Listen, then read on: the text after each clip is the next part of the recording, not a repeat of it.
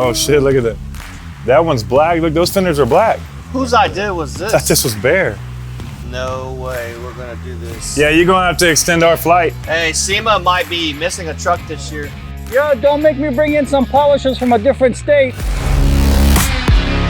It's gonna have, does it have windows? Yeah, we're having the windows put in here. All right.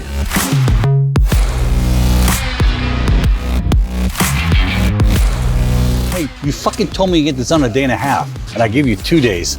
Just cause like, I wanna see you. Let's just go dip it in chrome. Look, I'm Mr. Under Promise and Over Deliver. When I tell you I got my motherfucking work cut out for me here, sand it to 1,000 grit, they're still gonna be fabbing and welding on this thing, man. But I am gonna fucking make it happen.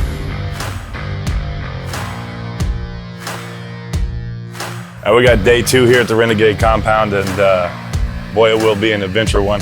Last night we came in, flew into Texas, got to see this thing for the first time. You know, up to then we'd only seen it online. It is it's an awesome truck. I mean, don't get me wrong, it's awesome, but we have a ton of work to do. We started out with a flap disc. We've got 80 grit rotary, and we keep going over it and over and over again, trying to get the flap wheels out. The marring and everything is very, very deep. So what we thought was gonna be quick and easy polish job is not. So we're definitely at the right place. We got the abrasives and everything to tackle it. So hopefully we give you guys at least a 50-50 shot of what this is gonna look like and show you guys that we actually can polish steel to a mirror.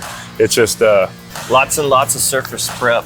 I mean, with polishing, you gotta start with the foundation, make sure it's 80 grit Savage disc yeah. on a rotary at 3,000 RPMs. Yeah. 80 to get out 36. This particular one, we're gonna use the Savage disc. Obviously, a lot of you guys think this is aluminum body, but it's all steel. So we want some paper that's gonna last longer. We're gonna be using a ceramic paper, not the aluminum oxide. The aluminum oxide grains are kind of like an oval egg. As you start to wear them down, they flatten out, versus the ceramic, it's like a diamond. And as you wear them down, it breaks off little more sharp pieces. So doing a harder metal like the steel right here, the ceramic shredder disc is definitely the way to go. Savage.